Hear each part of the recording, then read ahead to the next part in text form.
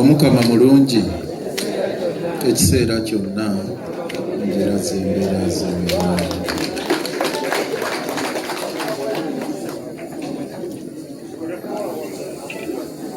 Kaseera nga kano obulwa n'ebyokwogera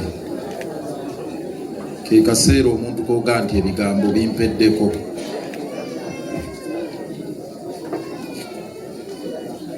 Lunaku lwajjo nabadde waffe Buddu, nafiiriddwa ssenga wange abadde akyasigaddewo, netumuziika ku kijja ewaffe olunaku lwajjo. Abadde abeera awo ku Masiro e Kasubi, tumuyita Senga Brown.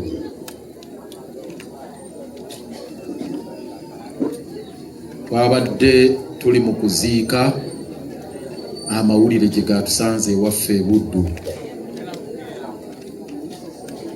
nti omutaka mukadde waffe, munywanyi waffe bamukubye amasasi. Saaba zabadde nga 11 nga lulinga olugero, ng'eringa firimu, nga biringa ebintu ebyoku nga kizibu okukkiriza nti emisana gwaka nga bwe tuli wano, enjuba bw'eti eyaka, omuntu yeesoolayo n'ebintu. Kusookera ddala okuviibwako munywanyi wo, mukwano gwo, olubirizi lwo, naye ate n'ekyo kye wayiseemu. Basebo ne bajja buli omu akubaganyemu akafaananyi ako. Oyinza n'obutaddamu kwebaka n'obeera ng'owamuka buli ddakiika. Olaba omusajja akutte ku mudumu gw'emmundu, akola kino kyonna paka lwajja munno mu nsi eno. Kitalo nnyo, kitalo ddala.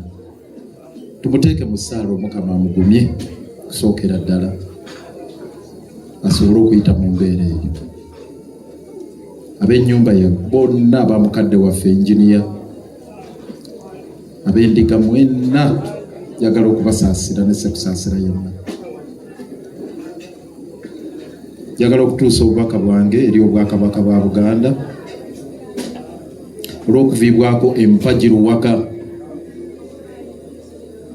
omu ku bakulembeze abavumu ab'ensa be tulina ab'omugaso, omu ku mpagi Luwaga eza Buganda. Tufiiriddwa empagi Luwaga bwoga nti ono abadde musajja muvule gwennyini mu Bwakabaka bwa Buganda ne mu kika kye ekyab'endiga. Yala okusaasira Katikkiro, gavumenti y'Abeene, olukiiko lw'abataka, abakulembeze ku mitendera gyenna, nti Omukama nsaba abagumye, abasiba ekimyu.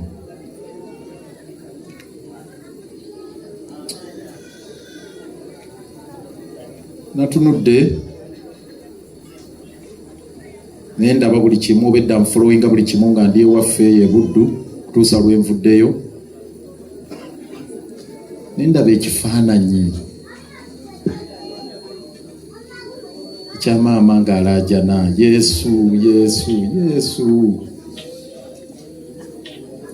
Ne nfuna n'ebyavuddeyo kulaba nti ne mukadde waffe naye yalaajanye, naye abatemu abatamanya ŋŋamba nga tebalina kisa. Oba mu nsi muno twakula tutya? Muntu n'awanika emikono n'alaajana, n'otafunamu nakwefumiitiriza mu mutima nti wa gye mutwala nze gye sirigenda. N'okuba erisooka n'okuba eryokubiri, n'olaba ng'obulamu buvuddewo.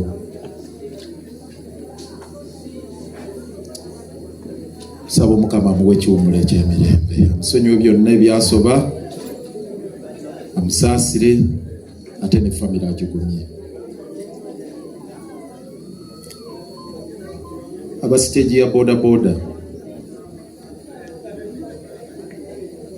simanyi sikiririza mu death penalty ndi pleader naye sikiririza mu death penalty anayi for anayi. Mahatma Gandhi yagamba will make the world blind. Yes, bagamba alisa munne kitala naye alifa kitala. Ndowooza bwe gwabadde omala okutta mukadde waffe n'omu ku bo eyakikoze n'ava mu nsi muno. Kisooka nga bwe mbagala esikiririza mu death penalty kubanga yes amateeka gaali baddewo ne gabalamula era ekyokutwalira amateeka mu ngalo sikyali badde kirungi. Naye neebaza abavubuka n'abantu sibamanyi naye obuvumu bwe bayoleseza nabo mwebale.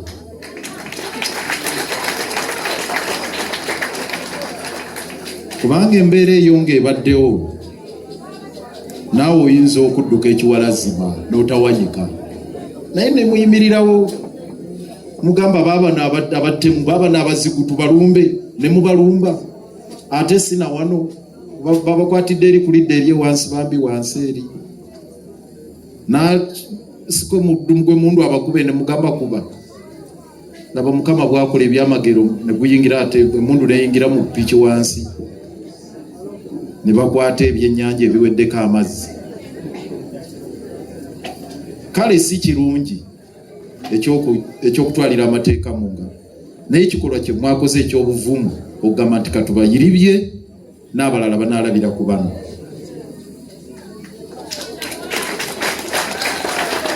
Nze ekyo ku lwange mbeebaza kuba nabo oba owaddeyo obulamu oba omaliridde nti kufa na muntu kanfe naawe tojja kgenda na musaayi gwa muntu mu ngalo n'ogenda ng'oyinaayina oba weewaddeyo kuba yebadde naawe wasobola okutulisa ekyasi ekibajjawo mwebale. Kyonga nkimaze nti sirowooza nti omupango guno abaagubaddemu beebo babiri bokka ababooda guteeka okuba nga gwabadde munene. Bano bateeka okuba nga babadde batume nga bapangise naye wateekeddwa okubeerayo ttiimu eyatudde. Mukama atuyambe tutegeere mukadde waffe musango ki gwe baamulanze. Omanyi oli ayinza okukukozerako obulabe ffe tuli byobufuzi bino waliwo ayinza okutta okukola ekintu n'ogamba ayo gundi mmanyi ensonga lwaki akikoze era taŋŋaana kwebaka naye nnumwa nnyo omuntu okunkola ekintu nga simanyi kye namukoze. Nnumwa nnyo. Kati obuuza nti abantu abaakoze kino ffenna yinginiya tubadde tumumanyi mukadde waffe tubadde tumutegeera akola mirimu gye musajja mulokole n'akola buli kino n'akola kiri mu mirimu mu mbeera ze baamulanze eki. Kyondooza kijja kutuba ku mitima gyaffe ate era kijja kutuyamba okulemera ku balina obuyinza ku mulundi guno kubanga kkulu weeziri emundu weeri na kino ne kiri kikolebweko tufuna alipoota ey'amangu ddala kiyambeko ne famire okumanya omulabe wa famire yaani kubanga awo otambula omanyi nti ono omulabe yantambulirako. So awo nno poliisi eteekeddwa okukola ogwayo emirundi mingi bibaddewo nga tewali kikyuka. Njagala okusembayo n'obubaka buno nadde nsoma yadde ndooza Saturday Vision naku nga 3 lupapula lwa Vision lwafulumiza amawulire. Nsuubira nti abamu bamwagalabyeko nga balaga infact amawulire gali abiri agakafulumya ku nsonga ebintu bino nze byanneewunyisiza nnyo era nabadde mbisoma n'obwegendereza. Ekisooka Vision yafulumya amawulire agagamba nti baazudde emmundu ekozesebwa emirundi bagambye 27 mu kutta si mulundi si wano na wano kinaye emundu gye badde bakozesa emirundi 27 mu butemu. Basigadde neebuuza era nayagadde nnyo batuwe follow up story. Emundu eyo etambula etya okuva wano ne wano negenda ngetta neeweza emirundi 27 nga temanyikiddwa ani agikolako, ani agivunaanyizibwako, ani agikomandinga, ani agitambuza emirundi 27. Poliisi erina okutubuulira ensonga eyo. Kigambo ekyo kyankutteko. Ebintu bino mbyogera kuba simanyi era kati bikyewalika. Luli obadde ogamba nti wayi lungeera sijja kutambula, era ne bakuyita ku TV ekiro mutulaba bano ne batuyita bano NTV bano ba BBS jangu programu egwa saa 6 nga n'omutemu akulaba n'osiibula saa 6 gwa kiro n'ogamba kati ngenda kuyita mu kkubo nga wasirifu. Ogamba wange ezimu nja kuzeesalako naye kati ne kuyesaawo 10 emisana onagyesalako onalekerawo okutambula. So emundu eyo mirundi 27 gye zeetambula ng'ekuba, tulinda poliisi etubuulire ani nnyini mundu eyo era ekusobola otya okutambula emirundi 27 nga tebamanyi. Ekyokubiri era amawulire agafulumye gabadde ga Daily Monitor. Daily Monitor yaleese story ya Joan Kagezi. Oyo yali munnaffe mu legal profession, yali prosecutor wa government. Ne bamuterawo olunaku Joan Kagezi Memorial Day ne lecture ebeerawo buli mwaka. Ye yali asinga ndowooza okuwoza emisango egya government egy'abaterrorist naki. Naye bwe baleese story ne bagamba nti abaamutta babasuubiza obbawa $20 egya $. $20 egya $, bwezikubisa muzawano bwe bukadde nga 7. Ne balaga meetings we batuula na buli kimu bye bakola na buli kimu ne batulaga details ne bagenda okumaliriza nga baba wa $50,000 abali basuubira obukadde 7 baba wa $50,000. Bannange bwe mbalaba abali wano munsonyiwe twafunyeemu okwekanga osuspectinga nti oba n'omu ku batemu waaliwo naawulira ebigenda maaso bw'abaawo. Kankubuuze $50,000 n'ojja obulamu bw'omuntu mu nsi muno. $5 n'omalawo obulamu bw'omuntu 5 ne bwogenda okuwa school fees ku ssomero omwana bamugoba ne basigala nga bakubanja. Ne Land Road tozimuwa n'ennyumba ey'emitwalo 5 kati nagwo muzigo. N'ogamba nti otutta obulamu bw'omuntu. Natudde nga Joan Kagezi n'ebitabo bye yasoma na buli kimu bye yali akola mu ggwanga $5,000 bwe giti. Bw'obeera wano kino kakyogere nga nnaama. Bw'oba oliwaako nzija mu nsi muno nga bakuwa akasente waakirifu nezisinga tonjija mu nsi muno lwa $5,000. Ojja kuba onzise bubi.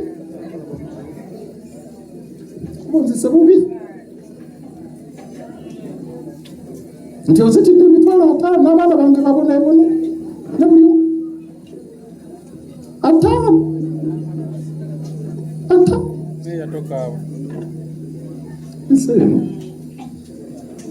So mukadde waffe njagala tumanye kye bamutidde. Nsonyiwa okulwa Kazindaalo ko njagala nnyo okumanya bosa yaziza musango ki? Oli namusalira ogw'okufa nti nja kuttira makaago ng'okyama ewaka ne bw'onoolaajana nti Yesu ntaasa njaga kuba. Yaziza musango ki?